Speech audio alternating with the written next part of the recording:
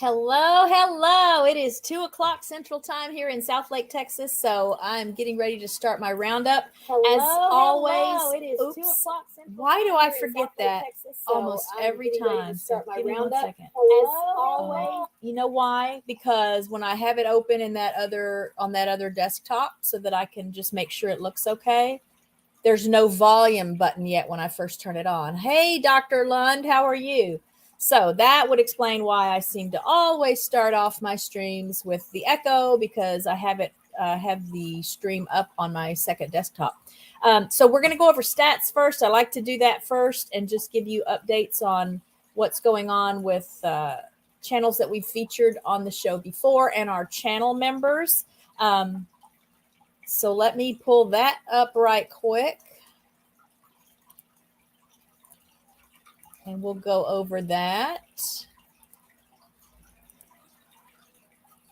All right, so we'll go ahead and make it big.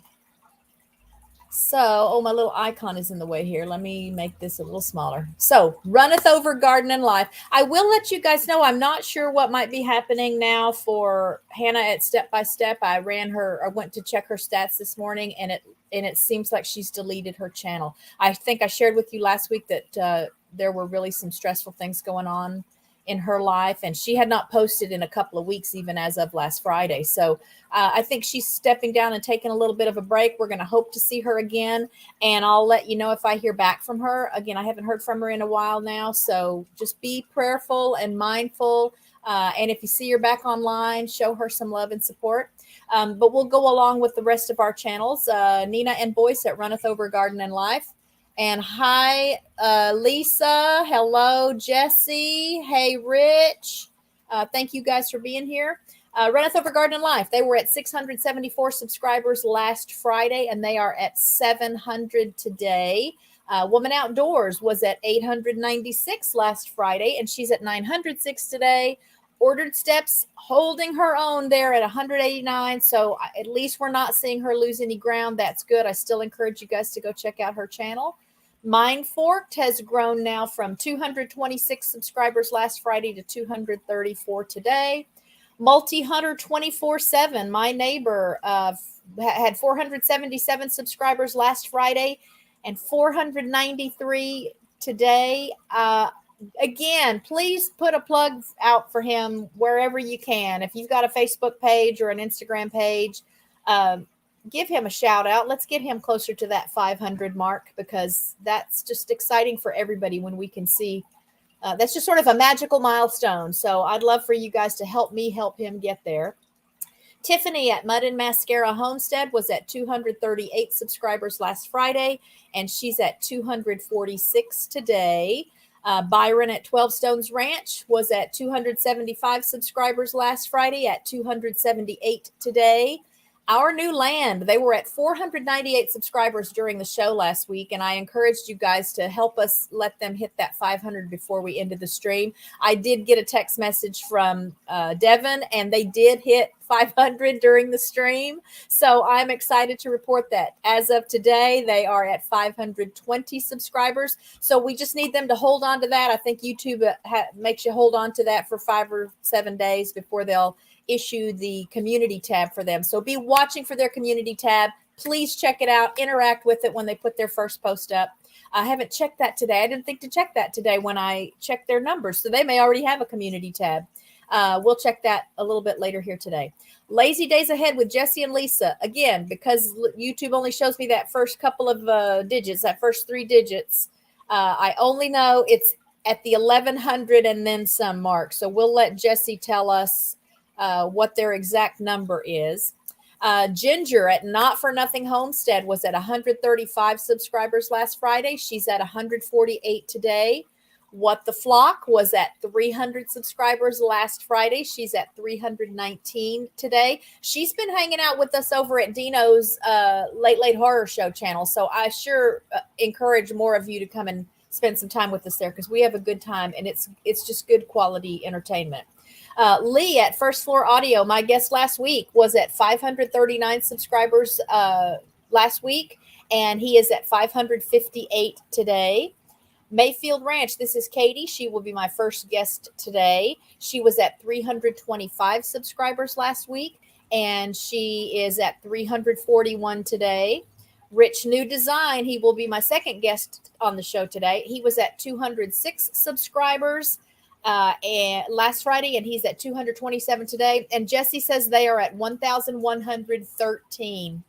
So I just want to point out again that before I had them on the show, when I invited them to be on the show, they were under 1,000. And my hope was that we could get them on the show, and that between the time I invited them and announced that they were going to be on the show and the day of the show, that we could all celebrate the 1,000 milestone together. So lo and behold, they did that, and they came on the show with 1,030 something subscribers. I haven't seen an update yet. We'll also let Jesse tell us if they have met their 4,000 watch hours requirement.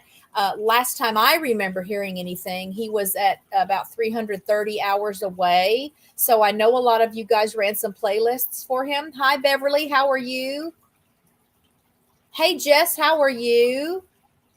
Don't want to miss anyone. So that'll still be an ongoing goal, is to be sure that Jesse and Lisa can satisfy that 4,000 watch hours requirement, so that the next celebration will be them becoming YouTube partners and being monetized as a channel. So let's see. We won't spend too much more time on this. I just encourage you to check out all of these channels. And I want to remind anyone who's here today, if I have not reached out to you and you are interested in being on the show, please send me a message. You can contact me at Facebook, RichKatRanch, at Instagram, RichKatRanch Official. My email address is on our About page of our channel. So whatever works best for you. And I would love to just introduce you maybe to some new folks, some new viewers, some new subscribers. Andy Gambino, how are you, friend? Okay, Andy, I met Andy at Lee's First Floor Audio channel. And Andy is very hands-on during the streams. So he handles a lot of the graphics and stuff so that Lee can focus on entertaining the viewers. If you guys haven't checked out Lee's channels yet, he will go live. He does a live stream on Saturday evenings. So please check that out. And Jesse, I'm just waiting to see if you have met your 4,000 watch hours requirement. Or maybe you just want to surprise us and you don't want to tell us. So I'll be watching the chat to see what Jesse's response is, if he responds to that. But in any case, please continue to check out his channel, watch some videos, run some playlists. Just because we hit the 4,000 mark does not mean that the work stops. The work becomes even more important, because for those of us that would like to maybe turn YouTube into our day job, which I know most of us are devoting that kind of effort and energy into it anyway, but it just means we've got to do the same kind of work as if we were out working in an office all day to earn a living. So I just want to be able to pay for duck food. If that's as much as I ever make off of the channel, it's still going to be a blessing for us, and particularly this year, because prices have gone up for everything, and we've had to just hold the purse strings a little tighter this year. All right, I'm seeing a message from Jesse that they have met all the requirements. They were at 4,585 watch hours, I guess, when he last checked, and they have applied for their YouTube partner program. So that usually only takes a couple of days. So I'll be excited to watch for an update from you about that being done. Dancing Alone with Reynolds, how are you? It's good to see you today. I'm going to do another new thing today. Let me pull this. Actually, let me just pull up the other thing I want to share with you. I think it's this. So I've decided I'm going to play with this wheel thing, because there's going to be some other things I'll do with it next month. And I'll make that announcement about the special event that we're going to do next month here in just a bit. It also involves the wheel. That's what made me think, let's see how many things I can do with a wheel. So I went through all of the channels, not all the channels I subscribe to, because I subscribe to, like some music channels, Rick Beato and David Bennett piano, stuff that I don't know that you guys would be interested in anyway. But I tried to just go through all the channels that I'm subscribed to that you guys might be familiar with. And if those channels, so all of the channels that had posted, I want to call it a long video because I just mean not a short. So I didn't count shorts and I didn't count live streams. I know a lot of the channels, that's sort of what their focus is. They just do live streams all the time. So for this one, though, I'm going to limit it to, they actually created a video, a how-to or an update on their channel or their homestead or whatever. So anything longer than a minute, but not a live stream. And then just randomly, we're going to let this wheel pick a quote unquote channel of the week. If it's new to you, I just want to encourage you to use it as a sign that you need to go check out a new to you channel. Maybe you'll find something that you like. I did discover as I was going through all of my channels that some of them I had not checked on in a while. And some of them, I guess the reason I haven't checked on them is because I haven't been getting any notifications because I haven't posted in a good while. So that's not always a good sign. I know we all need a break from time to time, but consistency really is key. And so I'm going to spin this wheel and we will just come up with a name. And each week I'm going to try to do that.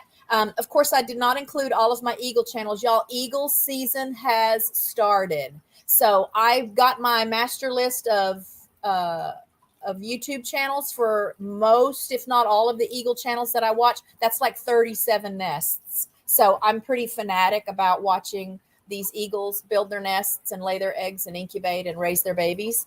And that stretches about 9 months for me because the farther north the eagles are, the later in the year or the later in the season they will lay their eggs because they try to time the laying of the eggs to when the weather will be favorable for incubating and raising babies. So I watch a handful of Hancock Wildlife Foundation nests up in British Columbia, and they don't lay their eggs till March and April. So I have a nice stretch of eagle stuff that happens during the year. So be watching for my community post in the next week or so, and I'll have all of those channels with the links for their live cams.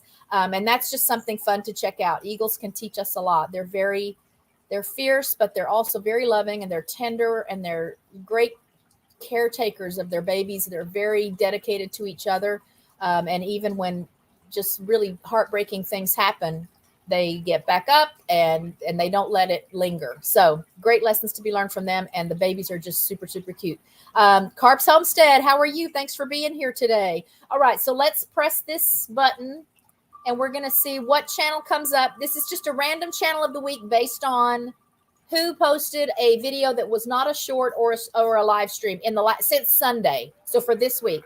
Oh, Unidentified S4. So this is someone I met through Mindforked. He's in a lot of her live streams. It's UFO related stuff, space related stuff. So if you're into that, check him out. He's got a great channel. He's growing nicely. This is a big channel compared to a lot of us. But I like that kind of stuff. So I'm kind of tickled that his is the name that came up. So we're gonna, let's see, I guess I'll remove that because when I do this each week, I'm going to go through my list again and just see who has met the criteria of posting a video that wasn't a short. I mean, you can post shorts also, but I just looked for who had a recent longer video.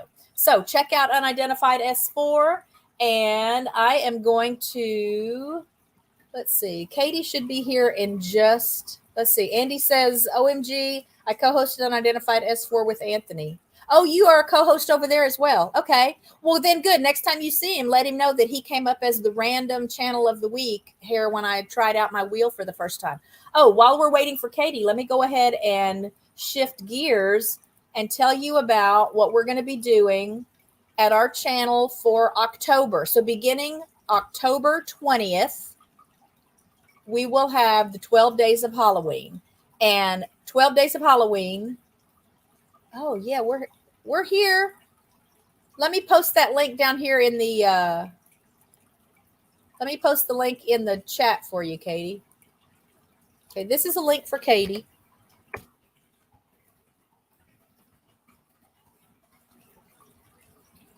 Oh, that's weird. I'm posting it right here from here. I'm going to post it. Yeah. So you guys can use that link.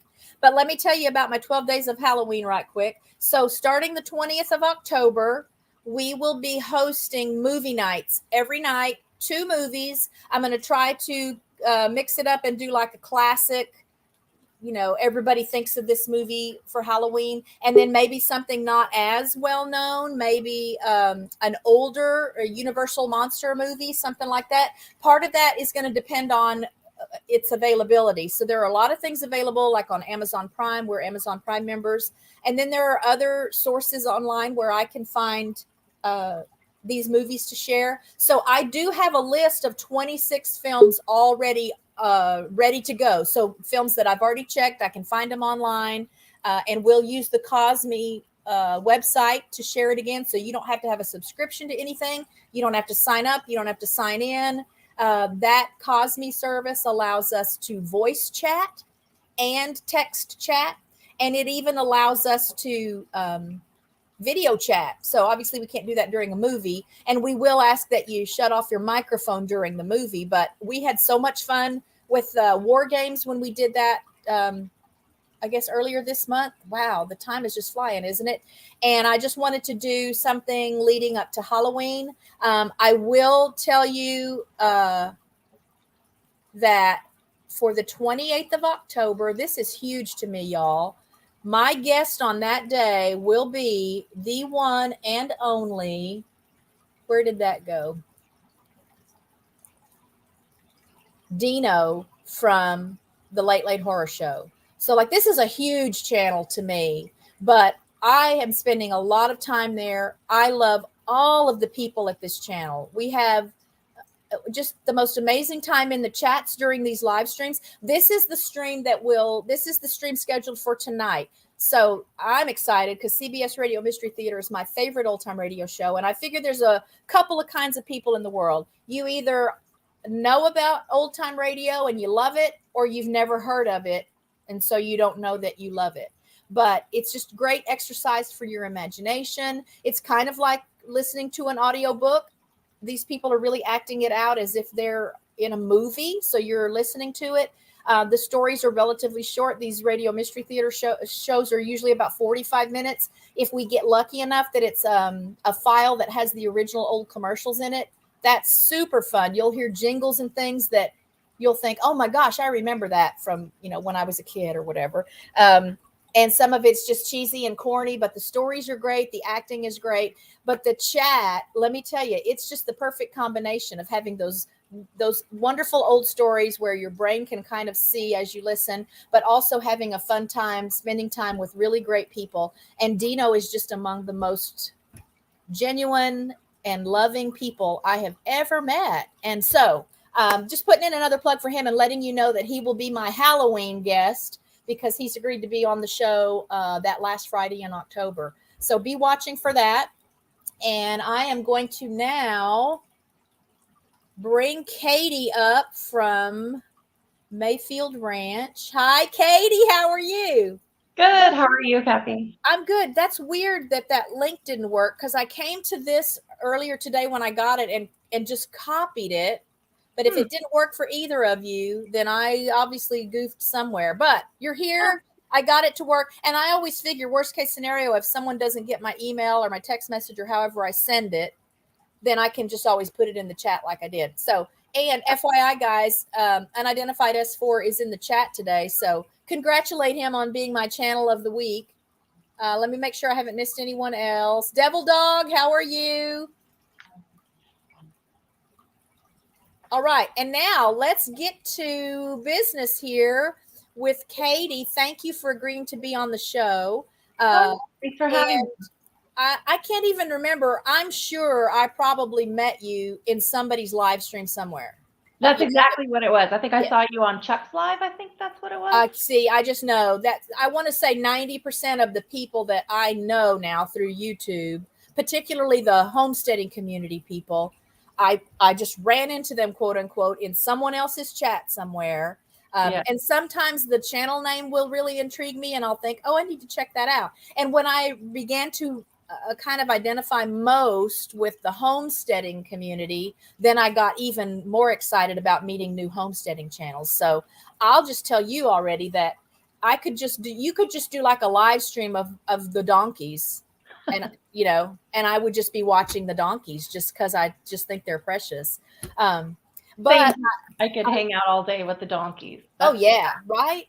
Yeah. And I'm sure they can be ornery at times, but they're perfect. They never do anything wrong. Oh, they're fantasy donkeys. Right. Oh, okay. They're magical donkeys. Okay. Mm-hmm. Yeah. You had to have their little horns, their little unicorn horns removed, right? Exactly. That's exactly. So when I bring my guests on, I like to just go over some basic stuff about you and your channel, and then let you talk about things that might be happening. But the first question I always like to ask is, what motivated you to start a YouTube channel? We've talked about it. So Gary and I have talked about it for a couple of years, and I just was really gun shy. I didn't really want to be out in public or, put anything out. And we just decided to go ahead and do it. So a lot of his family lives far away, so they can't really see our property. They don't get to meet the animals. And my sister lives across the country. So she's over in Kentucky. My niece and nephew don't get to see what's going on here, other than visiting. So we were really motivated to start just to kind of share with family, and so everyone could kind of see what we have going on. And then it expanded to where if somebody really has a dream, if somebody wants this life, we wanted to show what it looks like. And so not just the garden or not just the animals. I mean, the animals are definitely my dream, right? That's what I love about the property. But just to show what it looks like, it really seemed like an unattainable goal to get this property, specifically in California with real estate prices, and be able to have donkeys. And it took us a long time to be able to achieve that. But we were really motivated to kind of share, this is what our lifestyle looks like. And you just get a peek at, our home life and things like that on the homestead. We both have full-time jobs, so we're, out of the house most of the time. But we thought we would just share what this looks like and what it takes to achieve it. And it is achievable, and it's worth it. Like, more than anything, it's worth it. And so we wanted to share it. Did you watch a lot of these kind of channels? Did you watch a lot of this kind of content before you started your channel? Not really. So we would watch some animal content and certainly some gardening stuff. We've been gardening for a long time, even before we bought this particular property. And I grew up living similar to this. But no, not really. We got into the homesteading kind of channel community after we started YouTube. And It's been fantastic. Like, meeting everybody, and the support's been really great. All right. So tell me when you posted your first video, and what was that video? We posted the first video like end of March, beginning of April this year. And that was just kind of an introduction to the animals, to Gary and I, our little farm. It probably took about a month for us to get the courage up to actually post that video. I must have recorded it like 3 times and finally what were you worried about? Just the way it would look? I don't know. Maybe the way it would look, or were we doing a good job? Are we going to really be able to provide value? Just getting over the hump took us a little longer maybe than some. And then it wasn't as terrible as you thought it would be, was it? No, it actually has been really great. And like, I think what's made it so much better, I don't know if this is typical of like all types of channels, but the homesteading community specifically has just been super welcoming. And we've made like an incredible amount of friends through this process, and we love it. It's great. We're really glad we did it. Good. Tell me if you have like a dream for your channel. Where would you like to take it? If anything was possible and all you had to do was wish it, what would you wish? We would wish that we could make enough money off of the channel to be able to really stay home and take care of animals, and do that full time. More likely like our retirement plan, be able to kind of supplement our retirement plan so that we could adopt more animals or rescue more animals and take care of them for the rest of their lives. Okay. And I may have asked you this before, or maybe someone's asked you this before. How many animals do you have total? Oh, the total number, actually, I don't know, including the birds. But we've got 4 donkeys, we've got 2 goats, we've got a potbelly pig, a bunch of dogs. We've got so many like stray cats. I feed every stray cat and try to take care of them. We've got 2 geese, 3 ducks, and just an unlimited amount of chickens. We have some neighbor chickens that come over and hang out. I'll feed anyone that comes over. That's pretty Okay. much the rule. Do they have to have feathers or fur? Nope. Everyone can hang out. Okay. Although typically it's the animals. Okay. We have some wild rabbits that like took up residence here we have like a storage container as the barn. So we had a rabbit that showed up, and of course with rabbits all of a sudden now there's like 12. Yeah. Anybody need a rabbit? And so now we're feeding the wild rabbits. Okay. So have you always been an animal lover? Yes, my entire life. Yep. Did you grow up with dogs and cats? We for sure grew up with dogs and cats. So I grew up actually on a farm. Like my dad we had property and we had animals. His idea of a farm is more in alignment with the homesteading. You know, we raised our own meat and things like that. I'm not doing that. That's not my current plan. I'll support local farmers that do, though. But yeah, we definitely grew up with a ton of animals. But what I didn't have, so my grandpa, when I was really, really young, had a donkey. And so I loved that donkey. I was with it all the time. I loved it. But my dad never really was into horses or donkeys. He wasn't really experienced with them.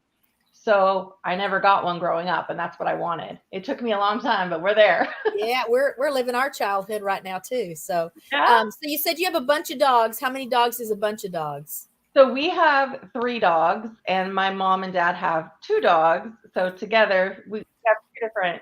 There's a second house. They live right next door, but basically we're back and forth all the time. Okay. And what kind of dogs are they? I have a Pressa pit. He's the biggest one, and then we have another just mutt pit. And a little one that's kind of, I don't know what he is. He's like a little mixed dog. They're all rescues, Mastiff mix. So we've got a lot of them, Black Lab. And what kind of geese do you have? I don't know what kind of, I'll tell you what they were. They were geese that manipulated me into getting them when they were babies because they were so cute. They were so cute. And now they're stinkers, especially the boy. We have a boy and a girl, and he's a stinker. How old are they? They're about 4. Okay. So have you had any goslings? Have you gotten any goslings out of them? Oh no, we definitely do not. I grab those eggs. Oh, as soon as they lay them. And what do you do with the eggs? We eat them. We eat the eggs from the geese. We sell our chicken eggs, so we do have a lot of eggs. Gary's daughter is actually a baker, and so she buys a bunch of the eggs. She uses a bunch of the eggs in her cakes and things like that. And so that's where most of them go. Okay. But we sell the eggs when we can. And are your ducks males or females? Our ducks are all males. Okay. Yeah, that's the safest way to do it. They're quiet. You don't have to worry about fighting for females. And yeah, we didn't know. Same thing with the ducks. We on a whim, when we were getting our chickens, they had geese and ducks, and they were so cute. So let's get a few more. Do you know what kind of ducks they are? I don't. One of them's black, and as he's gotten a little bit older, he started to get a few white feathers. And one of them has kind of like the green coloring, really pretty. Okay. And they're how old? One of them's about 3 or 4, and the other one's probably 2. Okay. So any plans to add more birds? We usually get chickens every year. So we've got some baby chicks out there. They're actually kind of a little bit bigger now. It's been a few months, but we usually get a few chickens every year, like 6 or 12 chickens. Maybe we can do every other year. It just depends. But no, we don't want to add any more geese or any more ducks. We're sure on that. Okay. They're good though. Do you plan to raise animals for meat at some point? No, we don't ever intend to do that. Okay. So I'm happy to support the local people out here that do. Like, we'll buy the beef or we'll buy pig and things like that from them. Good. And do the cut and wrap and do that. And I'm happy to support them. We'd rather buy that meat, but it's not. I can't do it. Okay. We would have to be in a survival situation for us to do that. Yeah. Well, I think we'd all see different sides of ourselves if that really happened. So right. So are you on other social media? We have Instagram. I started that, and that was actually pretty fun. And I was, just getting started, and then we had a little situation occur, so I stopped doing that for a while. Nothing to do with Instagram. We just had a medical incident with a family member. So that took my time. I could only really focus on YouTube. So I still have it and I need to get back to it, but pretty much just YouTube. All right. And you've already touched on the fact that you guys have day jobs besides being content creators. What do you do for your paycheck living? I'm actually a director of manufacturing for a semiconductor company. So really high tech industry, demanding industry. It's beyond a full-time job. So that's Okay. what I've done for over 20 years. Okay. Yeah, that retirement's sounding nicer and nicer all the time, right? Well, hopefully not until we're ready. And what does Gary do? He runs like a pest control program at a food. It's like a walnut processing plant. So he does that. And they're Okay. about to go into season. So he's just about to be working every available hour. Oh boy. So Yeah. how much property do you have? How many acres? We have a little over 5 acres. Okay. And how long have you lived at that property? We bought it in 2018. So Okay. just a few years. Where were you before this property? We were actually living not too far from here, so same town, but just in a regular house in town, half an acre lot. It was actually a pretty big lot. We were lucky about that, but just a regular in the city house. And so do you know your neighbors now? Do you hang out with neighbors or? We don't really hang out with the neighbors, but we do know them. Like the next door neighbors raise cattle, so we were able to buy his.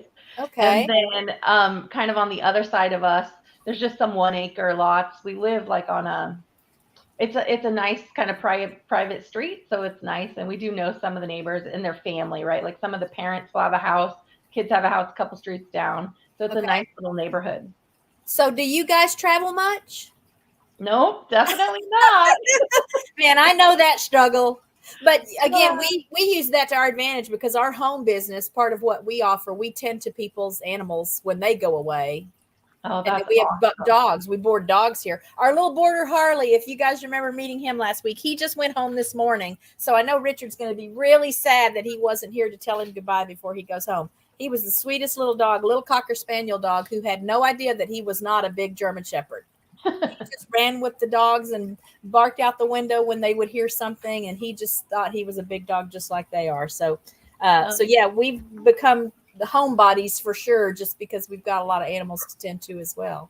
Yeah, that's kind of what you have to do. I've seen your German Shepherds. They're gorgeous. Oh, we love them. Gosh, Oh. I grew up with those. For anyone who doesn't know, my dad was a military police in the Air Force and had a German Shepherd canine partner. So that's all we ever had growing up was German Shepherd dogs. And I've joked before that I think I was 7 or 8 years old before I even realized there was any other kind of dog around. I'm just kind of being facetious, but that's just always, if I ever thought of a dog, it was a German Shepherd dog. So we have had like a Siberian Husky grand dog. We've got a couple of pit bull grand dogs, and then a bird dog. She's some sort of a setter, I think, grand dog. So we've had other dogs in the family, through the kids, but I grew up with German Shepherds and they're just my favorite. So, they're, as the boys are still new, so they're still learning roles and what their place is. But the boys that we lost were very much workers and helpers here with, herding the ducks and looking out for the cats and stuff like that. So my hope will be that we can get our new boys into those roles as well. So tell me if you have any projects in the works for the channel or anything you're building or working on the property. We've got a couple things going on. So we built a squeeze pen for our pet pig, our potbelly pig. He's a bit of a challenge when he needs to get his hoofs trimmed when the vet comes out. So we built that. So I need to edit that and get that going. We've had actually our vets ask us a couple times to share it with some of her other clients, just so she's got something. I guess it's a challenge many people have. So nice. I need to get that edited and put out.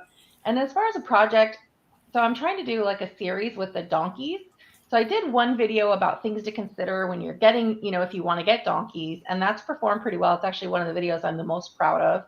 I put the most work into it and I was really happy with it.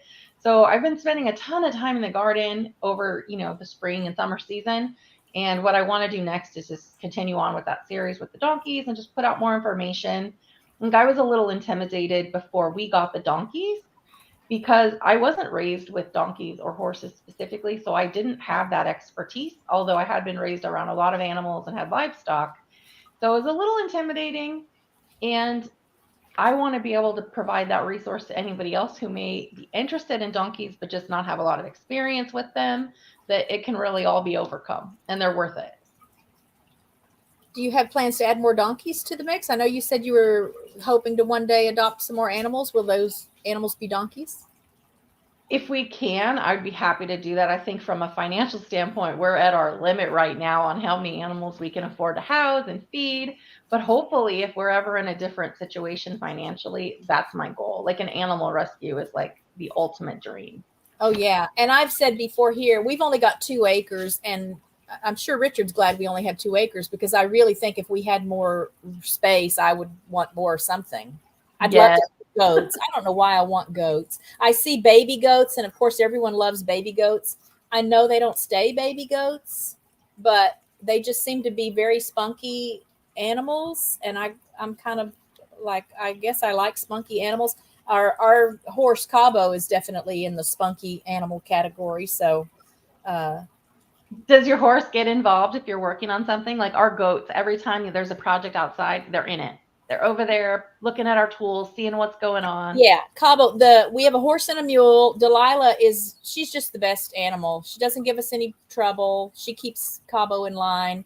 But yeah, if we're working, he's got to come in and look and be right in the middle of it. I was scooping manure out of the paddock yesterday or the day before, and he does this a lot. He'll come over and bite the handle, the wooden handle of the scoop that I use.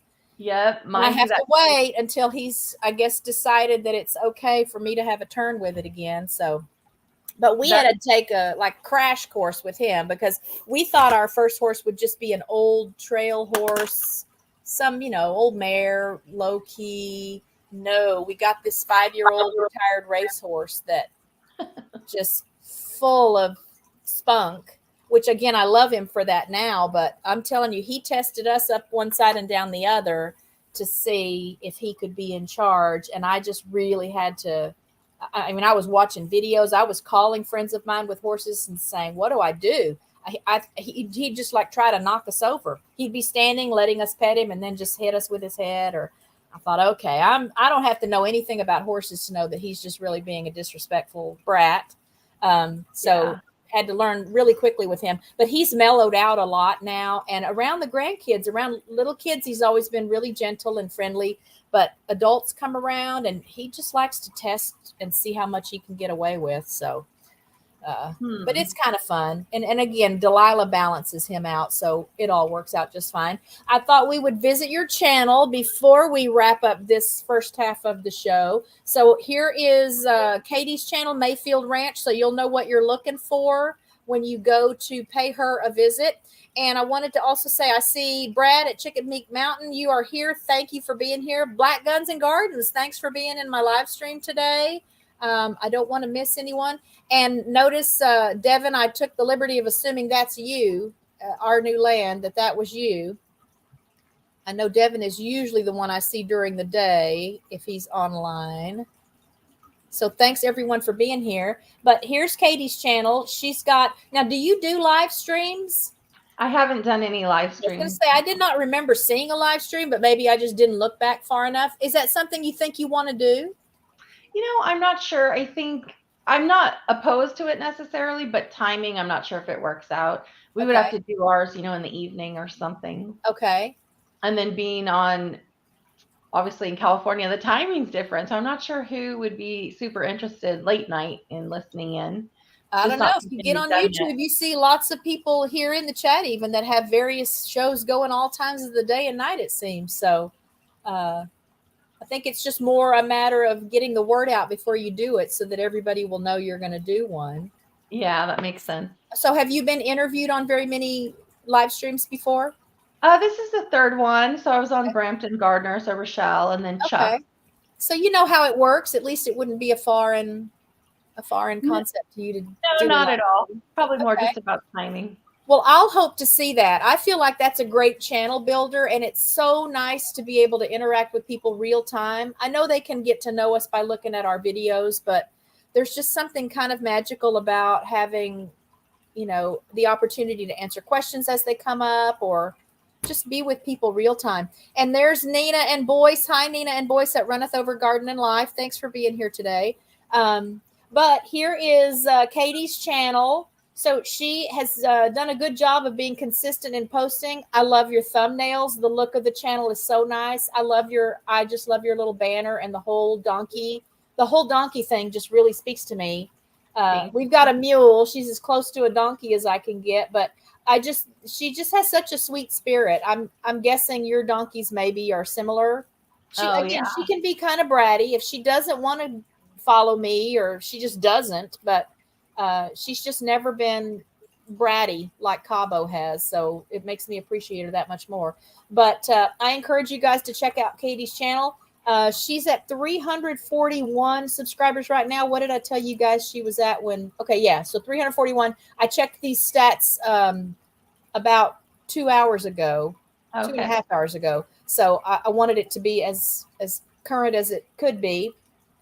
But let's open up chat to any questions. Do any of you have questions for Katie about her channel, about the animals, about where they are in California? I know we have some other California homesteaders. I'll have one of those, week after next, I think. I have another California content creator, homesteader on the channel. So it's funny, though, I don't think of homesteading when I think of California. People don't tend to. I think people tend to think of LA, San Diego, maybe San Francisco. Yeah. So we're about an hour north of Sacramento. Okay. Oh, you're up there. Okay. Yeah. So we're about an hour north of Sacramento. So Northern California. It's getting to be somewhat of a desert out here. Okay. Do you get snow in the winter? We don't. So we're about an hour away from snow in the winter and about 2 hours away from the beach. Oh, that's not bad. No, it's not bad at all. You can surf or ski or homestead. Yeah. If you did get to take a trip someplace, where would you want to go? We've been wanting to go to Hawaii for a while.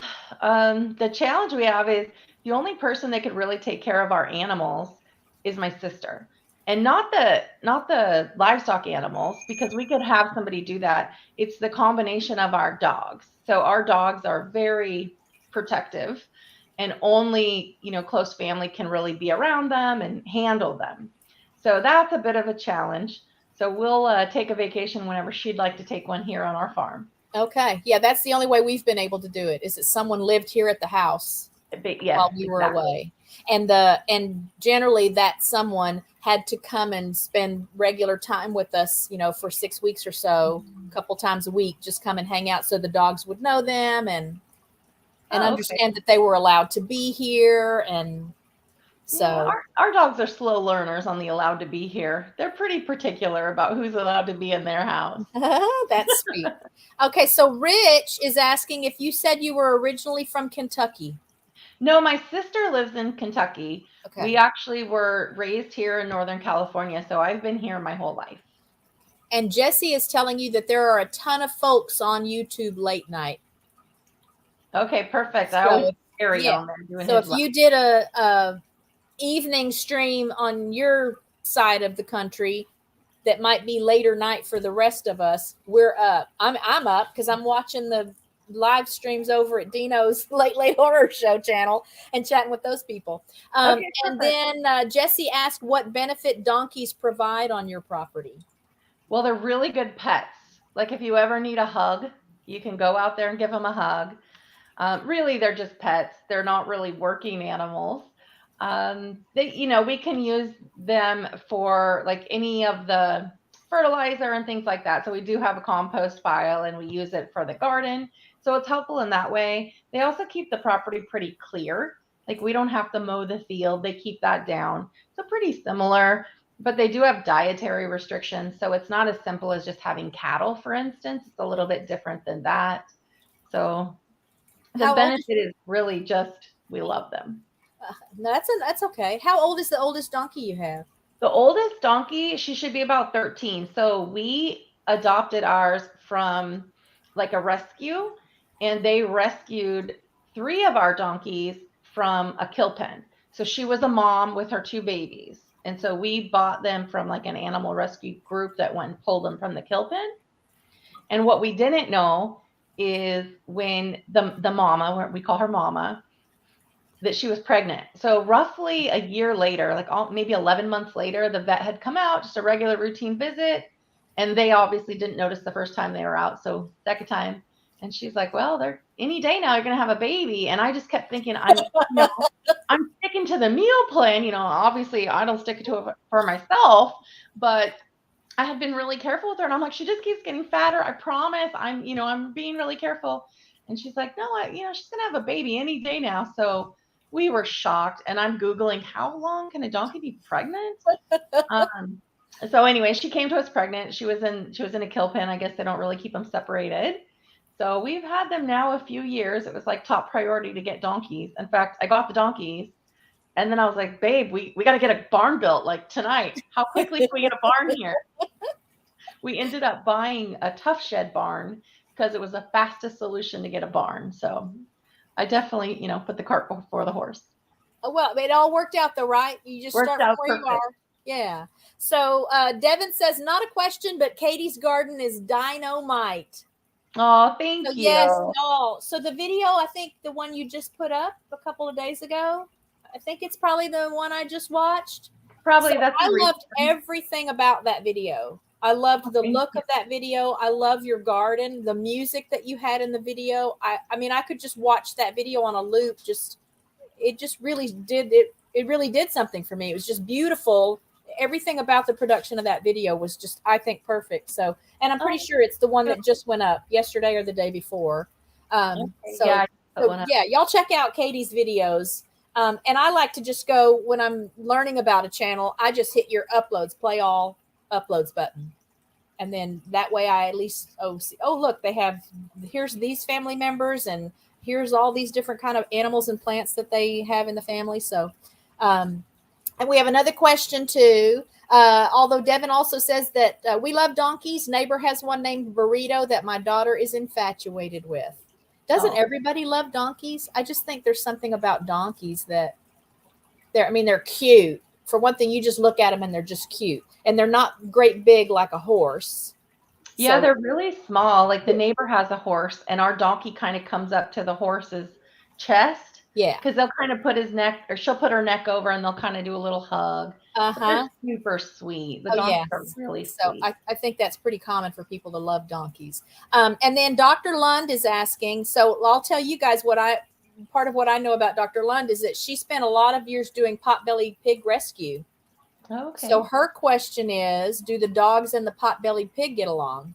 When we got Charlie, so that's our potbelly pig, my husband brought him home and surprised me when I got home from work. So the goal was that Charlie would live in the house with our dogs and, be like a house potbelly pig. Charlie didn't want to. He didn't want anything to do with the dogs. So he was kind of a baby. We rescued him from someone that had him, really didn't have an appropriate space for him. They didn't have a yard for him. So he didn't want anything to do with dogs. Dogs were fine with him. And he wanted just a little bit more space, wanted to go out, didn't want to be in the house at all, wanted nothing to do with it. So we don't actually let the dogs out with the animals because it probably just wouldn't be safe to do so. But initially, he got along just fine with the dogs. He's happy to have his mud hole, so he lives out there with the animals. Sweet. And Nina at Runneth Over Garden Life says, yes, I just watched one of her videos today and OMG talk about goals. Oh, thank you. So you're making a good impression here today. Oh, good. And then Jesse's asking if donkeys provide security from predators looking to get any of your other animals. I think they absolutely do. So our mama donkey and a couple of the others are really good. Like they can be with any of the goats. They're fine with the chickens. They're really good. And they definitely will keep coyotes away. We do have coyotes out here. But we do have one donkey and she's a bit of a stinker and she's not interested in having anybody around. So initially they were all together. We had all the animals together, small ones and the donkeys, and we were fine. but we took in a goat that needed rescue, and she was like an older goat and needed some care. We took her, and the people couldn't take care of her. And ever since that point, like our one donkey, Cora, she's my favorite donkey. She's a love bug, but she just didn't accept that goat like into the pack. Oh. And so we had to separate the donkeys. And so now ever since, we don't put them back together because she will go after the goats, Charlie, and she doesn't seem to want to hurt them. She wants to play, but she's way too rough. She's rough, yeah. So we keep them separate, but the donkeys can get the perimeter of the property. So I think they do really help keep coyotes away. And then just to be careful, we put all the animals up at night anyway. Yeah.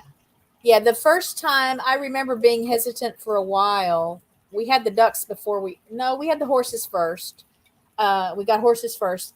And I was concerned about letting the ducks out onto the back pasture with the horses. I just thought, Okay. I don't know. I know they've seen each other through the fence now for however long.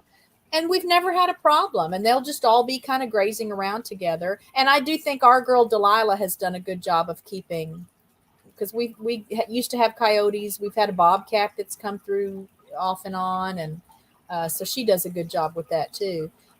Before I let Katie go, any questions for her still from the chat? And Katie, do you have questions? Do you have questions about my channel, about me, or about YouTube, or something that even if I don't know, we'll find out what the answer is together? I don't know if I have too many questions. I watched several of your videos, though. I love the dogs. Like, I just keep going back for all the videos. Love those guys. So sweet. It looks like we'll get along just fine because as long as animals are involved. Well, and I know for me, a lot of times that I feel very lucky because having this many animals, a lot of content, a lot of ideas, I don't even have to think up stuff. I just have to be ready to record something when it's happening. So, you know. Yeah, that's definitely a tough part. Like, there'll be so much cute stuff going on. I'm like, oh, I wish I'd have got that on camera. Right. I just missed capturing it. Right. I don't know if your mule or your horse is the same, but when I try to film with the donkeys, what you don't see is about 30 minutes of them picking up the tripod, taking the microphone, moving things around.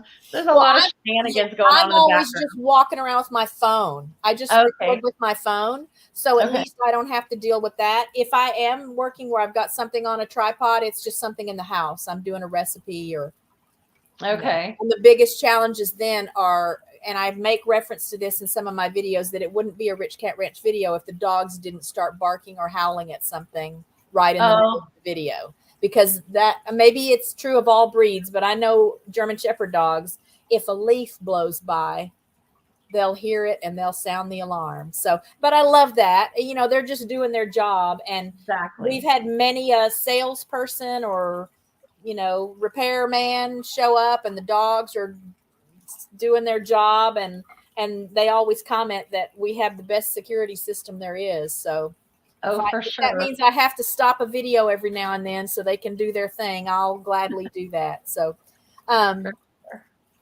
okay. So I'm going to let you go. You can hang out in the green room if you'd like. You can go back to the chat, or if you've got other things you need to work on today. I'm just tickled that you were able to be with me, and I hope that you maybe will see some new names in the chat, and that some of our chatters that you'll be new to them, because what I love doing is when I do my show next Friday, we're going to compare how many subscribers you may have gained since you were on the show.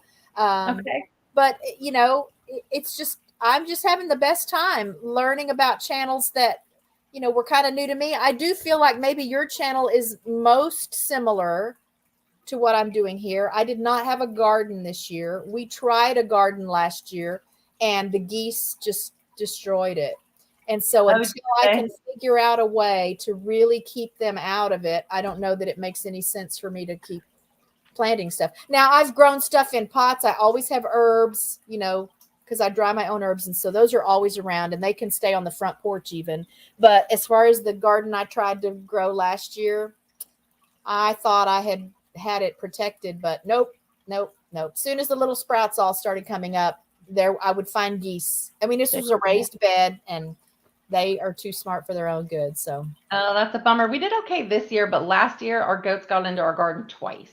Oh, yeah. So that's my challenge here. But I'm enjoying your channel. I know you guys in chat will enjoy her channel, and as always, share her out. If you've got a Facebook or an Instagram or a community tab, pick a video, share a video, and let's get the name out there, and let's grow her channel together.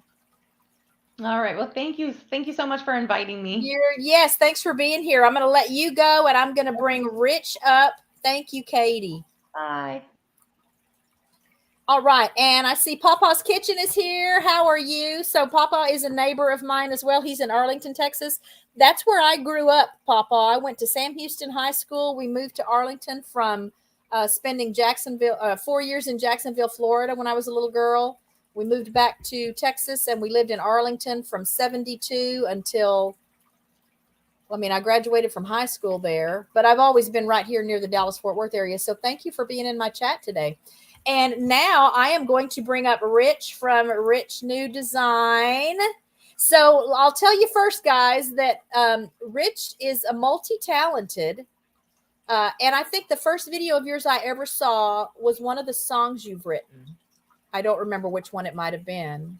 And I don't remember if the kids were in it. But I just thought, oh my gosh, this is fun. And I'll also tell you that Rich is also all about growing channels. So you're going to find a lot of guidance, a lot of how-tos. So he's really tech savvy.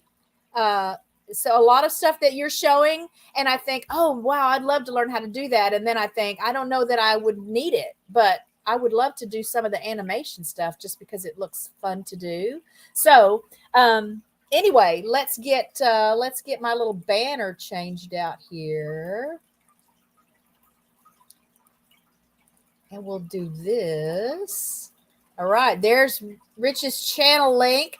And I actually so I might have met you in Tuber Chat, or I might have met you at Lee's in a Lee. I think it was at Tuber Chat. Okay, I think it was at Tuber Chat where we met. But that's where I see you now. When I see you is at Lee's.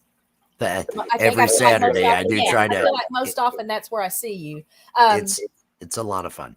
Oh my gosh, yeah, it's very therapeutic. It's very therapeutic for me. And I think that it's neat he does his shows on a Saturday, just because then all of the hassles of the week, and if you've got a day job or something, just to really be able to just relax and let him do his thing is a blessing. So I'm always tickled to see you there, but we're here to talk about you today. So we can talk about Lee. I'm good with that too. I'm good. I love being there because I don't have to do anything technical. I just get to sit and enjoy the show and just hang out with friends. So that's a lot of fun for me. Yeah. So I'll be looking for you there tomorrow night. Of course. So I will go through the same kind of questions for you, and then we'll let the chatters tell us if they want to know more, and then we'll talk with you about projects and stuff you have coming up. But as always, my first question is, what motivated you to start your channel? Well, I was out trying to get graphic design work. I'm self-taught with everything. I actually I'm an animator. I love doing adult cartoons like you see on Adult Swim, that sort of thing. Squidbillies, Aqua Teen, Hunger Force. I have a pilot episode and a whole nother series that's on another channel that it's of an adult nature and everything. But I went out into the job force, and every job I was applying for, there would already be, within hours of it posting, several thousand applicants. And I can tell if somebody's looked at my portfolio and nobody even makes it there. And I don't know if that's just because of the sheer numbers of people that are applying, or because I am in my early 50s, and is it an ageism thing? Whatever the case may be. But I thought, well, I'm going to spend some time beefing up my my portfolio, and I started adding more things to my YouTube channel, and I got in touch with I heard from Nora the Stock Explorer, and Nora was the one that then pointed me in the direction of Tuber Chat, and I thought to myself, I'm not getting any traction over here. Let me just start branching out and meeting other content creators that may need my services. Because I can do graphics, I do thumbnails, banners, intros, outros, I can write music, I pretty much anything. And so I got involved with that, and it was another creator, TWP Popcorn, that he started telling me, hey, you've got better stuff. You've got some really good looking stuff. You should really start to push this a little bit more. And so the two of them got me further into the community, and I started to meet people that I really enjoyed. And I've just kept going down that path. Still haven't found that graphic design job. Still haven't had any of the networks contact me and say, hey, we'd love to have your show on our network. HBO, if you're watching, Yeah, I hope hello? you reach HBO. I hope they're here watching your show. See, Kathy. that's I hope what they this are. is about, y'all. We need to get his name out there. There's somebody out there that could put him to even more good use than he already is. So That's the ultimate goal, is to ultimately have a cartoon. I write stories, I write music, I write comedy. I like making people laugh. I was a computer programmer for 35 years. And I started at the age of 7, and I got tired of doing math for a living. And in the early 2000s, when they first came out with Adult Swim, that was when I saw it, and I thought, this is what I want to do. I've loved cartoons since a kid. I've loved all that. And I thought I could write these, I could make these. And so I set out to teach myself how to do all that. And it's been a long, fruitless journey now for, it's 18 years or so that I've been pursuing this. The pocketbook takes quite a hit when you give up on that guru programming. But I got tired of doing math for a living. it'll just be an even sweeter celebration then when you get put in front of the right person when that day comes. Look at you assuming it's ever going to happen. Oh, it will happen. It's just a matter of, again, we just got to get your name out there more. We've just got to get more exposure for what you're doing. And that's the part I want. I just want to open the door. I want to open the door. And then as people come in, the right matches are going to happen. So I did want to say hi to Scratch and Pete. Scratch and Pete is here. So, hey, Pete. I'm going to take the liberty of assuming that all of you know Scratch and Pete. If you don't know Scratch and Pete, I think you just missed out, been in the wrong place at the right time, or wrong place at the wrong time, because Pete is everywhere all at once. Pete's like Jesse. So Scratch and Pete, thanks for being here today. All right, so that's my first question. When did you upload your first video, and what was it? Oh, was I supposed to keep track of that? Or can you kind of remember? I don't have to have a specific date. Like I put up some VFX stuff. It was back in 2020. Okay. Back in 2020 was when I believe that may be when I actually started the channel. So I would have a presence out there on YouTube. And I had done some VFX work, a teleportation with my daughter dancing around, and it had her teleporting to different spots, and another one with a portal where my daughters are grabbing a drink through a portal that's in the fridge. And I put some of those up.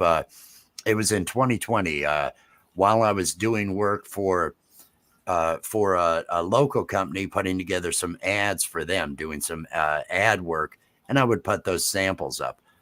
So it definitely would have been the first one. I don't know, but they were all serving as samples of, okay, yes, I do know how to do the disintegration effect from, the Marvel series and some of the other things, the Thanos snap, where everybody disintegrates and just blows away. But that would have been the first. They're on my page. I haven't taken anything off my page, but those aren't anything that I really have been in a position to get out there in front of anybody right now. Okay. I'm just, like I say, if anybody contacts me about a job, but I haven't even been really looking, because I have started to have people trickle in with, hey, can you take care of this for me? Hey, can I get an animated intro or outro and some of those things? And that has started to come in. And so I'm kind of just pursuing that right now, seeing where that leads. And again, the more of that happens for you, then those people go on and tell somebody, and eventually your name's just going to get out enough that I don't have a doubt that then you're going to get a call from a network or somebody. I'm glad one of us does. Somebody bigger than us little YouTube people. Look at that hope. Look at that hope. You haven't been broken yet. It happens. No, I believe in you. I concentrate on my kids. I figure their future, as long as I can make it till they're adults, then I'm fine. Then I'm Okay. fine. I can check out. I can be done. I don't have to succeed. I just have to keep going with a positive attitude. That's what I Okay. try to. The failure is actually a good example for them to see me continue on and Absolutely. have rejection, not get overnight anything along those lines. Absolutely. I think it serves as a good example for them that you persevere. That's what you have to do, and we're trying to raise them in a creative environment. I didn't get that as a child. That wasn't my childhood, so I'm making sure they have all those avenues open to them. Sweet. I love it. So we've kind of already touched on this. My next question is usually where would you like to take your channel, or what are your goals for the channel?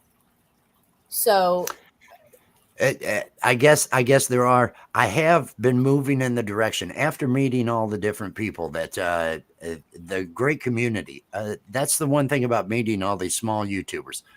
You've got all these people with common goals. I shouldn't say common interests because there's such a varying interest. But they're all good people that all want to support each other, want to see everybody succeed, celebrate the accomplishments and achievements of others that they know. And I like being a part of that. And so as I've developed what I've been doing on my lives, I have made sure that utilizing that Nightbot, hey Nightbot, you're great. Letting Nightbot make it so that all my lives can be of a community building sort of thing, allowing people to connect to each other. And this past Wednesday, we had over 60 channels come through during the live. And it worked me like a dog on that wheel, having to type everybody in and having to bring everything. It was I was sweating so bad during that, but I enjoy doing it, and I enjoy. I don't like to self promote. I like to have a presence out there. If people like me, they like me. If people want to see my stuff, and I do like to make people laugh. And if I can get a laugh out of somebody, if I can do that, that little thing brings a lot to me. And this has allowed me to meet a lot of people and get out there in front of them. So it keeps me from getting depressed because I get to see other people, and they do. So far, they've been laughing. Yeah. So here's a little, I don't know if you can see the chat where you are there, but Katie says, Rich, I'm sure it will work out for you. Just keep working towards your dream. So see, we believe in you. Here we go. There we go. Look at all that belief out there. Yes. Look at all that belief. Are you on any other social media? I have a presence on the other social media, on Twitter and on Instagram and on Facebook, but I have not. I don't try to foster anything over there. Last year, Jess, my wife, she and I did an animated live that we would do on Facebook primarily, Stream Surf with Wes and Jess, where we were both animated characters, just looking at other shows that were live. And we did that about 50 episodes of that, but we were doing it a lot. And I was pushing us because we're getting noticed, and I was putting too much on Jess. And so we ended up putting the kibosh on that probably about a year ago. And I haven't bothered to I use those to communicate with people since there isn't direct messaging and everything here with YouTube. So I primarily use those for communications purposes. And this was although on I do Facebook? try to share everything out on Twitter for what that's worth, Yeah. But, and this was on your Facebook though, that you had that series? I had that over on Facebook. I've done several cartoon series. We got into a political cartoon when we first started doing the cartoons on that, and that got depressing. So after just a couple months, it was I don't even want to do this anymore, even though the laughs didn't feel good. Everything was depressing. So we did that over on Facebook on another channel. I've got a number of Facebook pages that I've created, but I just use them to communicate with people. That's primarily it. Any plans to maybe upload the series with you and Jess from Facebook and create a playlist here on YouTube? No. It's a thing in the past. It is something that I do put on my resume if somebody would like to go look at it and everything. I do send them over. It's again, it's well, even the theme song, it's adult. It's adult. Okay. There's bad language and different things, but it's all in fun. I mean, there's no hate. That's one thing I make sure of. There's no hate or anything along those lines because I love people. I just want to make people laugh. But the theme song to it it's just pictures of animals defecating during the theme song, and it talks about our show being that. And see, you've laughed. That's kind of my life here. That's well, and that's kind of I can do that. I'm in the middle of Kentucky, so that's kind of some footage. Yeah, there we. Oh, I don't need it. I got good, but that would be par for the course. That's what people send me. That's how they communicate with me. Here's a picture of. Oh, whoa! I didn't need to see that. And I want to say hi to Crystal right quick from Pac-Man Paranormal. Thanks for being here today. So tell me again, geographically, where are you? Kentucky. Okay. I'm in Kentucky. I ended up in Kentucky. Where were you before Kentucky? I am originally from Northern Illinois. Rockford, Illinois is where I'm from. Okay. And I was there. I 18. I joined the Navy to see the world, and they moved me 90 miles to Great Lakes. And I spent several years in Great Lakes, where I thought winters were bad in Rockford. But I wasn't close enough to Lake Michigan, so I didn't really appreciate it until then. And then I was in Norfolk. I lived in Marietta, Georgia, for a couple years in my early 20s. Spent 12 years down in the Fort Myers, Cape Coral area of Florida, until that just became traffic and everything was unbearable. And this is where my father's family is from. Both my parents were born in Kentucky, but my grandfather passed away. And I had spent summers here and everything as a kid, and I wanted to get away from the traffic and everything else.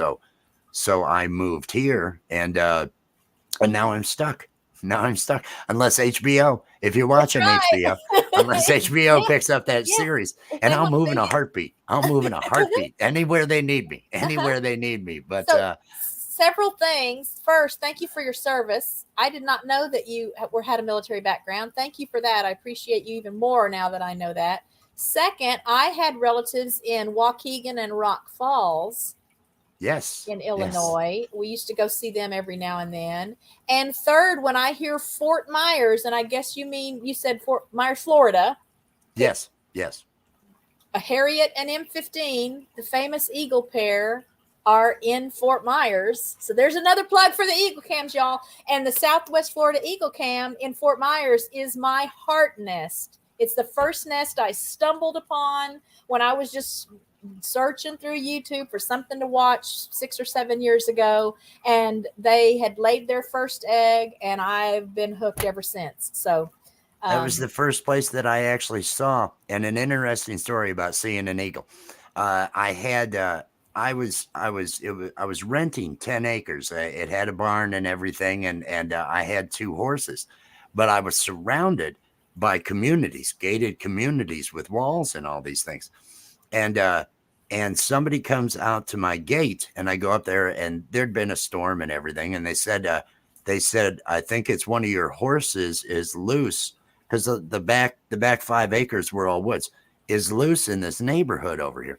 So I trudge off through the field, and I go back through the woods, and I see, okay, a tree had come down, and and one of the horses, these weren't work horses or anything. They were just pets. They were put out to pasture, and they're so that the owner of the property didn't have to pay. It could be paid taxes less and everything. Right. As it's that ag exemption. So I'm walking along this ditch, one of the big ditches, for the drainage and everything, all this grass ditch, up to where I can see there's 4 police and everything that are on the other side of the water. And as I'm walking towards there, this eagle lands on the other side from me and just starts just starts kind of, shaking himself off and everything. It's just huge. And I walk, I'm looking at this. It's 15 feet from me across this water. I walk past up to where the police are, and that's my horse, I believe, that's out there. And I hope nobody's. And the police, they didn't say, they said, "Did you see that eagle? Do you see that eagle there?" And it was just, yeah, I see. I had a bear on the property there, and like I say, I was surrounded by all these communities that had been built up and everything. I was like the last piece of property in the middle there, but they do have the wildlife there. I had otters in the creek that were running through the property and everything. It was beautiful, but I love the water. It was on the Gulf side, and I love to fish. But it got to the point where what should have been a 10-minute drive to get to the beach during the off season, there was no off season, and it was 45 minutes to get to the beach at any time. The traffic was just horrible, and that's why I finally got tired of it. Well, there's even a major road that runs right by this property where the Eagle Nest is there in Fort Myers. There are major roads now everywhere. Big highway right there. I worry so much because the eagles will fly across the street to. It used to just be open, but I think there's maybe a grocery store or something over there, and I think every now and then they go and find food. It's got to be a Publix. It's got to be a Publix. That's what they have down there. And they'll fly over there, and I just worry so much about them going across that road. But more people. Oh, first, Katie can also send you some defecation content if you need it. Oh, fantastic. Fantastic. I'm really glad I came, Kathy. Yeah, this is fantastic. We'll keep you stocked up with what Rich New Design on Instagram, Twitter, or Facebook, and richnewdesign@gmail. Please send all those defecation photos my way. That's exactly what I'm looking for. And that was what I was hoping for. Ginger with Not For Nothing Homestead is here, so thanks for being here, Ginger. Let's see. So does Jess help you with the channel at all, or does she just periodically appear in the videos? She definitely does help me. I have made sure that what I'm doing is not putting her in a position to where it's overextending her, which is what I did last year. She does take care of being a moderator for me. There are times that she appears animated on the live stream as an animated moderator because we can do live animations and so forth. I appeared as an alien on Unidentified S4. Steve the alien, who was, "You shot me down, buddy," giving him and Ron from Cosmic Neighbors. So she'll do that sometimes, but she does most of our artwork. She does most of our character creation and a lot of the art side of things. Where I know how to do that. She's quicker at that, but I know Premiere Pro and After Effects and a lot of the other things to piece everything together in the end. Okay. Oh, I wanted to say hi to I Am Betty J Gathers. I didn't even realize you were here, so thanks for being here, but it looks like she's got to go. I'm glad you stopped in for a little bit, but I'm sorry I didn't get to greet you when you came in.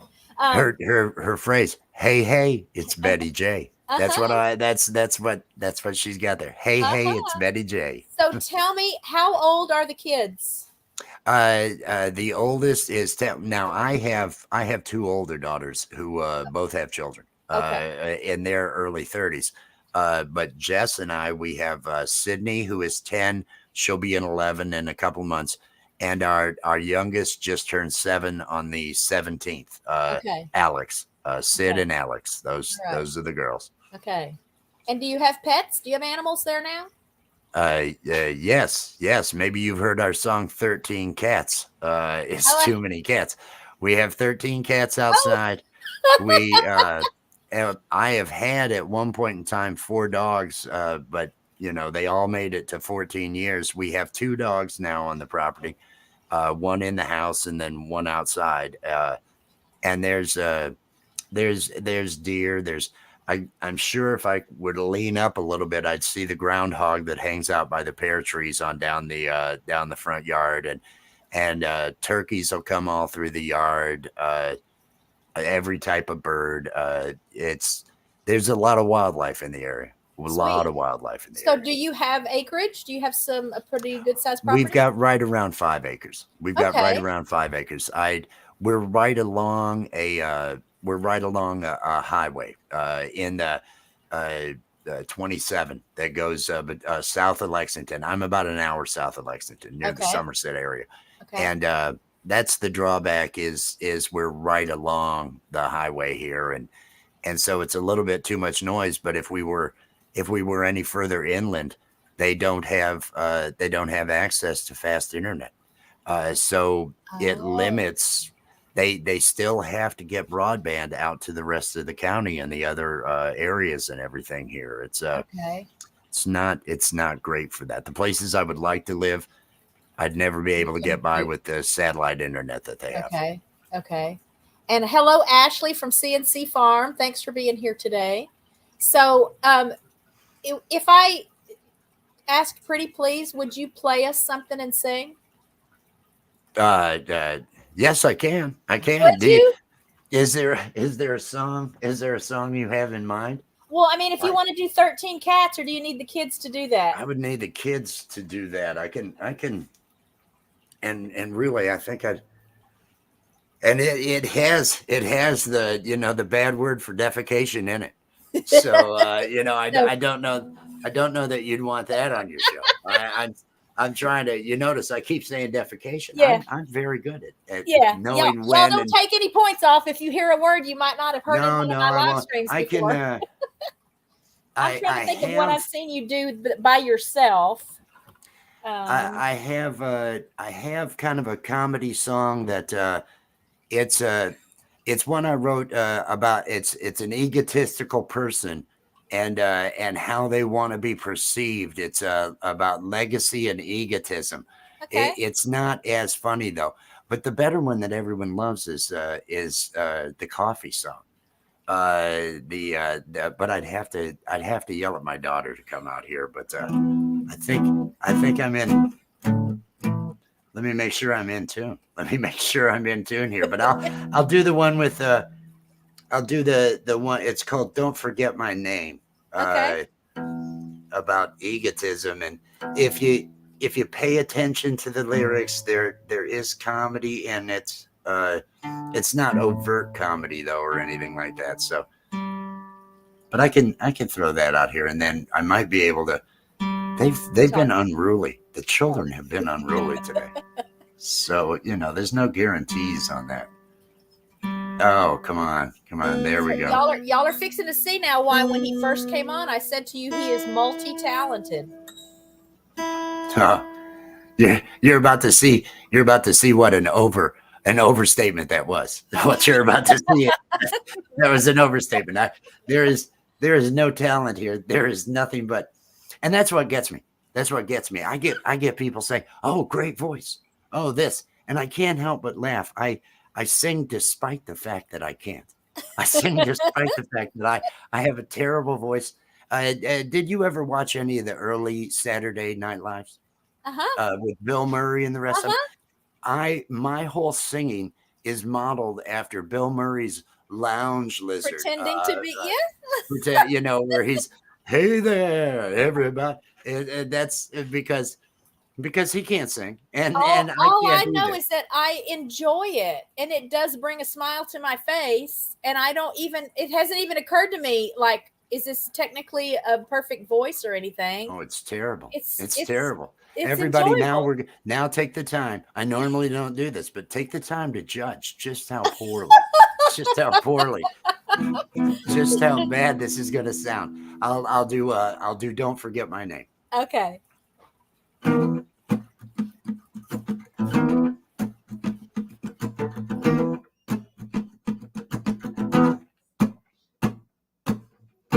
Hope I die in the summer. I want flowers on my grave and a sweet, sweet warm sunshine. When I die, when he dies, I want a 21 gun salute, flag on my tombstone, statue of me right on a big white horse. When I die, when he dies, when I die, ooh, don't forget my name. Parade all up and down Main Street, banners and streamers everywhere. Yeah, all of them say my name and how great, how great, how great I was. Yes, I was great. He was great. All the kids in grade school writing stories and poems about me, about all of the things I did, like fighting bears and stuff. Yes, I fought bears. He fought bears. But when I die, ooh, don't forget my name. Put my head on a mountain so everyone can see me from far and wide. Pay money to climb in my head. Learn facts about me from a tour guide. Like how I fought bears. He fought bears. When I die, ooh, don't forget my name.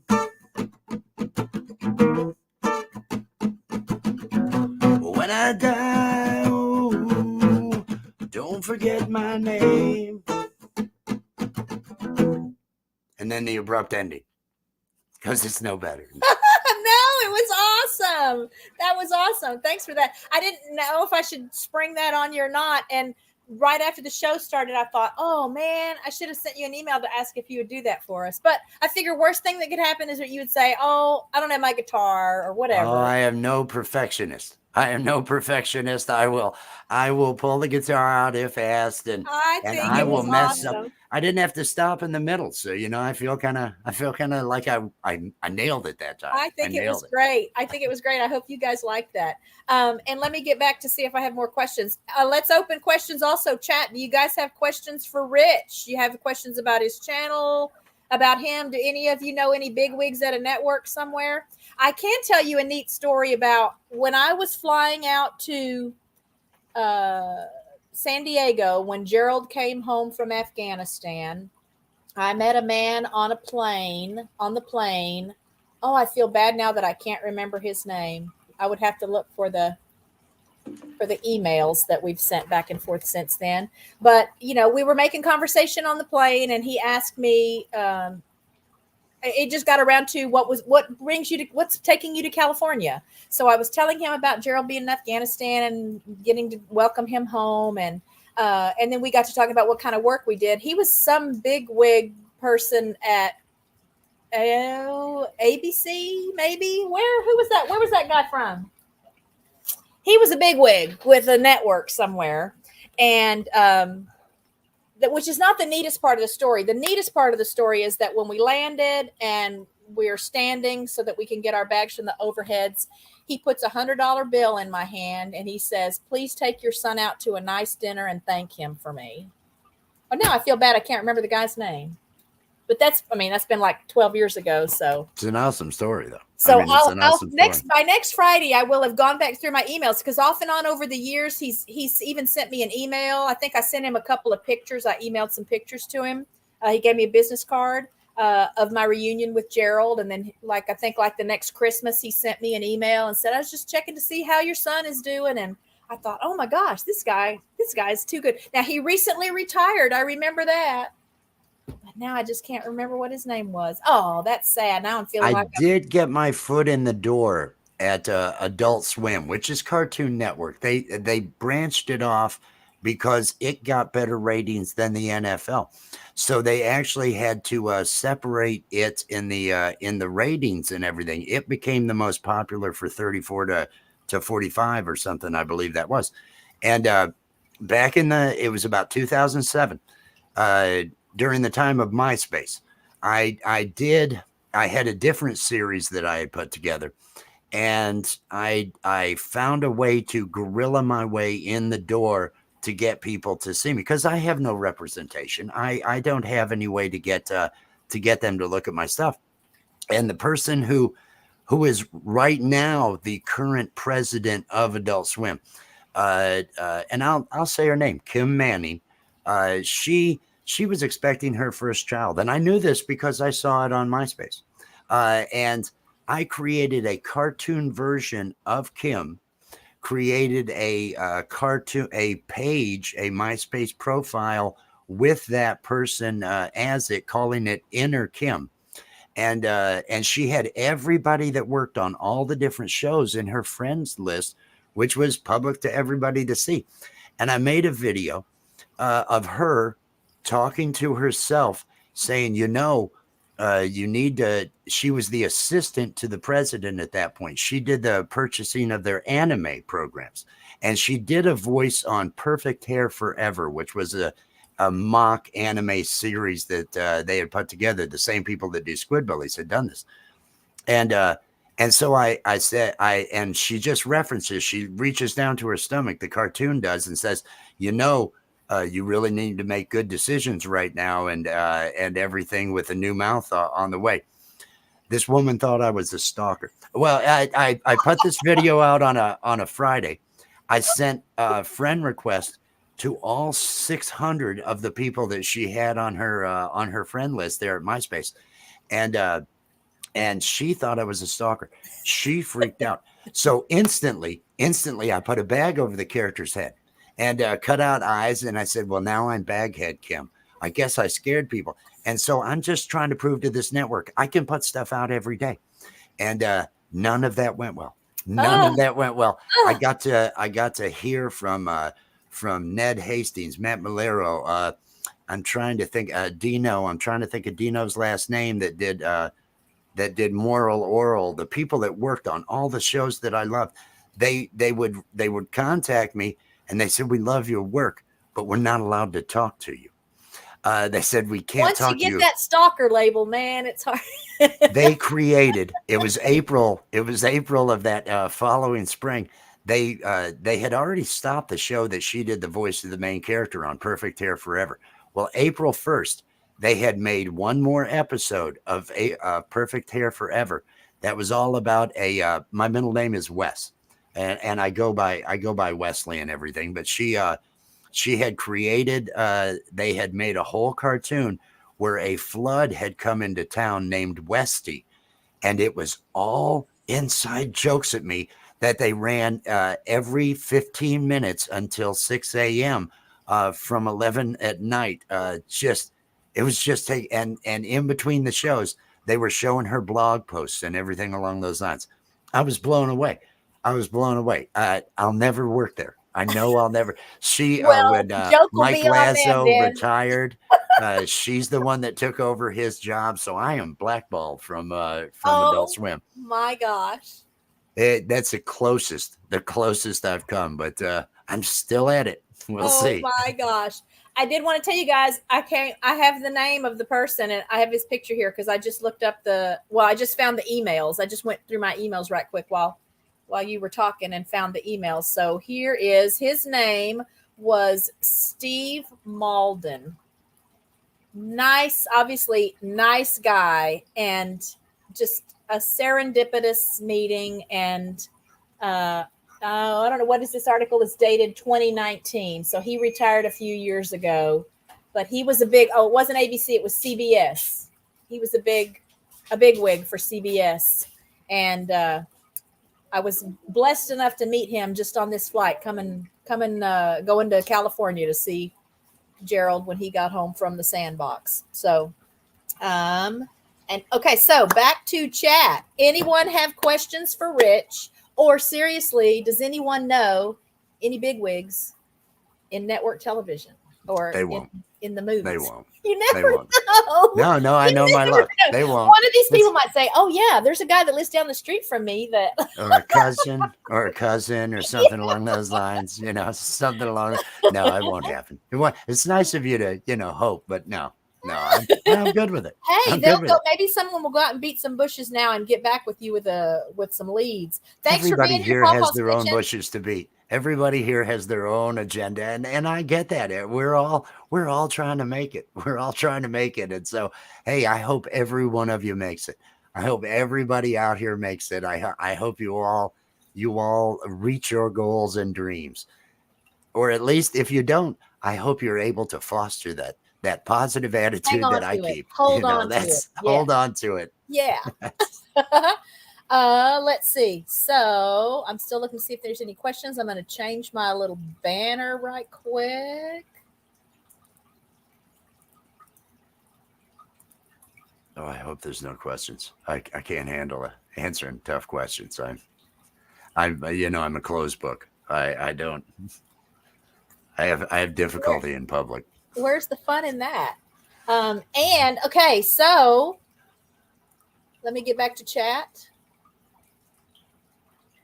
Okay, as always, I just want to thank everybody that was here today. Thank you for giving us a song along with your interview today. And please check out Rich's channel. In addition to some of his musical creations, again, you're going to find a lot of how-tos on how to do some of this animation stuff and the technical stuff. Obviously, if you're looking for an intro or an outro or something for your channel that maybe you weren't blessed with the ability to do, check with Rich. Get him to put something together for you. And we do have the Wednesday nights, and it's moving to 7. If you don't mind me plugging it, not at all, because I have other things, but I have things I'm not going to plug here. Today, Andy out in chat. Are you going live? We don't talk about Fridays, Andy. No, that's an adult. You told me that. No, we don't talk about Fridays. We don't talk. But Wednesdays, Wednesday, I do use the wheel, and we do. The difference between what we do in Tuber Chat is I do allow everybody out there to use Nightbot to drop their links and to promote. And if somebody has something going on at that moment, I let them go over to it. I tell people, I'll even bring it up on the screen and drop the link and everything. Hey, head over and show some support, because I'm going to get, if I end up getting monetized, that's not really my goal. My goal is to just foster good relationships with people out there and build my credibility, if you will. But I'm getting the hours. I'm right where I need to be able to, because you should have 1,000 hours for every 250. And I've got 1,000 hours and I'm at 227. Okay, good. And so, but Wednesdays we do have, and it seems like it's taking off. Like I say, we had 60, I think it was 63 channels that came through this past Wednesday night. And I put everybody on the wheel. It's meaningless though, the wheel. All I'm doing is I'll put it there. I will drop the link regardless of whether they're still there. They can come in as long as you leave a note in chat. I'll drop the link, but who's going to listen to me? The way to do it is when people are in there, they need to talk to other people and get connected. And I try to just open that up as long as everybody's respectful, as long as nobody upsets anybody else, because I will just toss them out. We haven't had that happen yet. Everybody's real good. The Jay Jordan co-hosts that with me, although he does some freestyles while I take a break because I'm just dying and I got to get more water and more coffee, and it's a 4-hour stream. But Wednesdays we do that. Similar to Tuber Chat. That would be worthwhile to people. Yeah. So all of my lives though, I allow people to do that out in the chat. Okay, so we'll all check that out. And Katie asks you what video you're most proud of. I am most proud of a music video that I did. It was I was asked by a friend of mine if I would rewrite an old Dr. Hook song. He was putting together a tribute album and getting different bands to do versions of old Dr. Hook songs, and he wanted me to do "Get My Rocks Off" is the name of this song, and it's a very slow kind of almost country and everything song. And I asked him, I said, can I make this my own? And I aimed for more of a Rob Zombie feel. The video, and I made a music video for it as well. I would have to say it's the closest that I came to nailing what it was I set out to do. I ended up doing a second one, which I would say is I'm proud of as well, that actually my daughters sing. They did Everybody's Making It Big But Me. And the original in that refers to Elton John and his ladies. It was done that long ago, right? It was before Elton John had come out. It had all the different stars from back then. And I said, can I modernize this and make it a pop song? And so it's got references to Rihanna, references to Billie Eilish and everything. And I had my daughters do it, and I made a video for that. So those two music videos, I'd say, when it came to a challenge, because I had to write the music, rewrite the lyrics in case of the one, and make professional looking music videos. Those would be the two that I'm most proud of. I've got that pilot episode of the cartoon, and I've got a lot of shorts. There's some really good stuff over there, but that's like falling off a log for me now. I get better and better at that, and that is this was a challenge, and so that would be what I'd have to say. It's in my music videos. In that first playlist, I think you have to go over, though. You have to click the arrow to go over. And that's where those two videos are at. If anybody so felt check like those watching out. that. And hello, Dysfunction Junction. Thanks for being here today. So before I let you go, we'll see if I missed any other questions in the chat. You have a congratulations from Katie on having so many hours already. That is great. Lives. Everybody out there, if you are looking for your hours, lives. And they are a game and don't changer. worry about having yes, you can't compete with this show that Kathy's got. I mean, look at this. This is organization.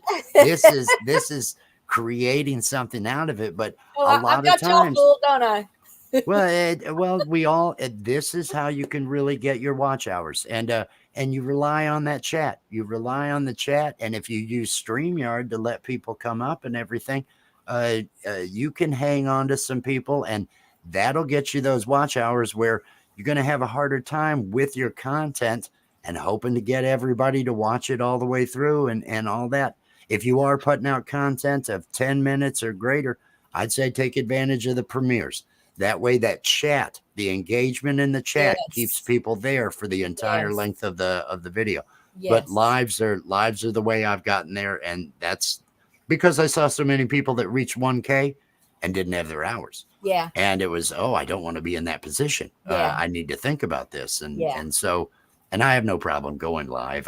And again, we had our 1,000 subscribers a long time ago. And I thought, oh my gosh. And I was cranking out videos as often as I could crank out videos. And not that I think it was just the lives, although I've shared before here when I started streaming live from our duck and goose pen before the goslings hatched. Mm-hmm. Oh my gosh, hundreds and hundreds of watch hours on single live streams of nothing but the geese and ducks sleeping in the pen while we waited for the goslings to hatch. Because they're able to talk to each other. Wow. They're able to, the community comes together out in the chat on those lives or on a premiere. And so where they might not stay engaged with your video or your content, they're engaged with the other people in chat. And that keeps it going. Absolutely. That's why I do these lives that I do, because it allows them to make it work. I encourage all of you to at least try it if you're not already doing it. And it's fun. It really is fun to have the live real-time interactions and again, if you're bringing up guests, that's part of fun for me because it does feel like I've invited someone over to the house or we're meeting out someplace for coffee and seeing what's going on in our lives and at our channels. But so I don't see more questions. I'm going to let you go. I'm going to wrap up the show. I'll talk a little bit more about our October event. I touched on that at the beginning of the show, but I know people kind of come and go throughout the stream. So thank you for agreeing to be on the show today. Thank you for having me. Thank you for having me. I'll be excited to check your numbers again next week. And you guys check out Rich at Rich New Design. And I'll see you at Lee's tomorrow. Yes, I'll see you at Lee's tomorrow. Yeah, and I hope the rest of you guys will come over and hang out with both of us at Lee's tomorrow for a little while. All right. Thank you, Rich. Thank you, Kathy. All right. And I'm going to share my screen one more time. Oops, let me pull up the picture I need. So you guys, if you were with me at the start of the stream, you will have already seen this picture. Let's move that down. So for October, starting on the 20th of October, RichKatRanch will host a movie night every night for the 12 days leading up to Halloween. So again, starting on the 20th, and my goal will be to do 2 movies a night, and I want to try and mix it up and do a classic old, like a monster horror movie maybe, and then something a little more contemporary. Part of that will be determined again by just what I can find, what's available online for streaming.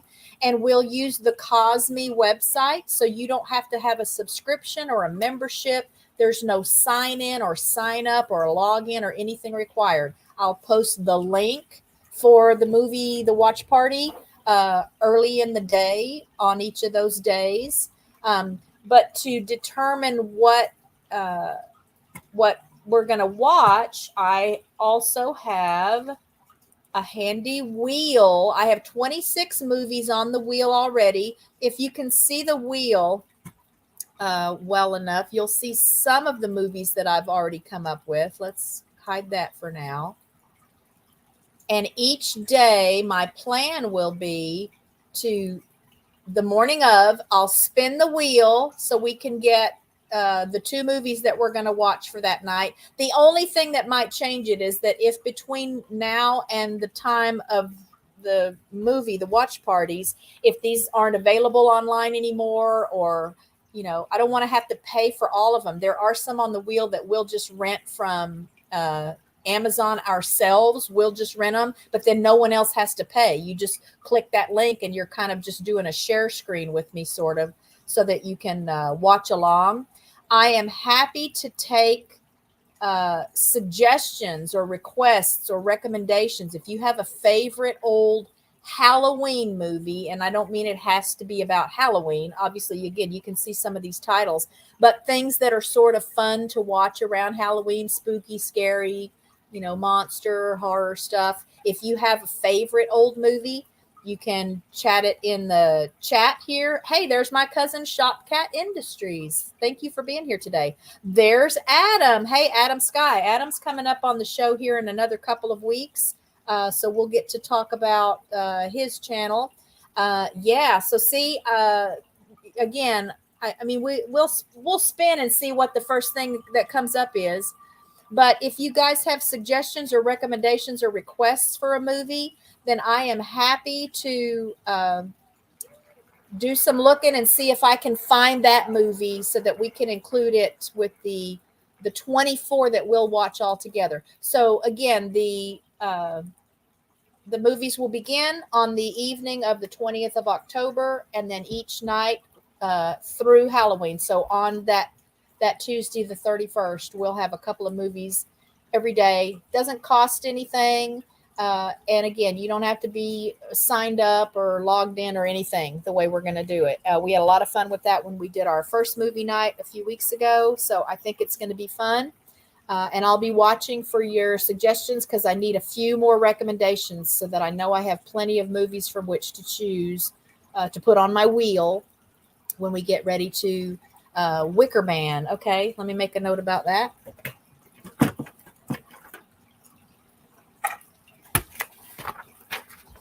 And I'll hope that maybe you'll see a movie that might be new to you, along with seeing some of your old favorites. You don't have to be there every night, obviously.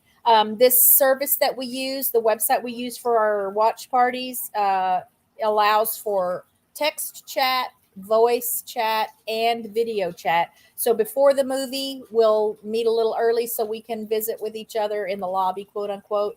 And then after the movies, anybody that might want to hang around, I'll be thinking on what time of the day I want to start it. So again, I realize not everybody can be there or they can't be there for the whole time. But let me get Wicker Man put on the list and see if I can find it. And that's how our October 12 days of Halloween is going to work.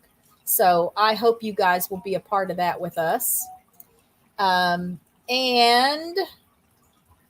I don't think I have anything else I need to announce. I will go over right quick with you guys what's coming up on, if I can find it, my upcoming channels. Let me go back to this right here. So next week, we have Jeff and Lorena from Back to Country Homestead. And I'm, believe it or not, I am booked through the 11th of November, but I'm always extending the invitation to anyone that would like to be on the show to just reach out to me and let me know that you'd like to be on the show. Again, I'm really excited that I'm going to have Dino from the Late Late Horror Show as my Halloween guest, so to speak, because he'll be on with me that last Friday in October. And I do encourage you guys to go and check out his channel. He has been so gracious as to actually give us a shout out during one of his lives, which he never does. That's sort of against the rules at his channel because he doesn't want his chat to be filled with self-promotion or, people that aren't there to just enjoy the old radio shows or the trivia nights. And I totally respect that. But I had shared my channel with him just through Discord. I sent him a message. And wouldn't you know, then the next time we all had a live, he actually put in a little plug for us. So he's just a wonderful guy, and I love his channel. So I do want to see y'all there. CBS Radio Mystery Theater will start tonight, 9 p.m. Central Time. That's again the Late Late Horror Show. I'll just type if I can type right. That's the channel name right now. You'll meet a lot of great people and you'll have a good time, I promise. So I'm going to wrap things up. As always, I'm so tickled for everybody that stops by and spends a little time with me in these chats. I have a fun time with it. I love being able to share the stats and people's updated numbers. So I'm happy to add you to my list of guests if you'd like to be on the show. Okay, let me make some more notes. Thank you, Nina.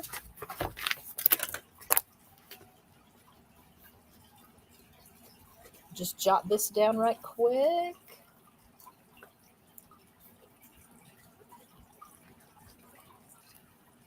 All right, because I want to have my wheel nice and full. All right, so happy weekend. Happy Friday. You guys make it a good one. I hope weather-wise you're all enjoying some nice conditions. It's beautiful here. We're back again to it being hot. So much for fall. We were 97 degrees yesterday. I haven't checked the temperature again today, but summer is holding on for a little longer here. So if you're in a place where you've got some fall colors already starting, I envy you. A lot of times there's such a drastic shift here. It feels like the trees are all beautiful and green, and then it just suddenly gets cold and then all the leaves just fall off. So I don't feel like we have as nice of a transition as far as the fall colors when it comes to the changing of the seasons here. And then the way it works, we'll have some freezing days, and then we'll have some 85-degree days, like even in December. Those things will sort of just all be happening at the same time. So there's never a dull moment, at least not here where I'm living. But thanks to all. Love to everyone from RichKatRanch. Be blessed. I will see you next Friday on the next live stream. And I think that's it for today. Thanks, everybody. Oh, hey, dog face boy. I feel bad when people come in just before we're leaving, but we're just about to head out. So I'm just appreciative that you stopped by today. Please give the stream a like if you haven't already. Thank you in advance for that. And as always, I encourage you to check out the channels that we met with today and any of the channels that you see in the chat that might be new to you, because There's lots of great content out there and a lot of fun relationships that you can form with people just by bumping into them in a live chat. So I'll see you guys next week, and take care. Bye.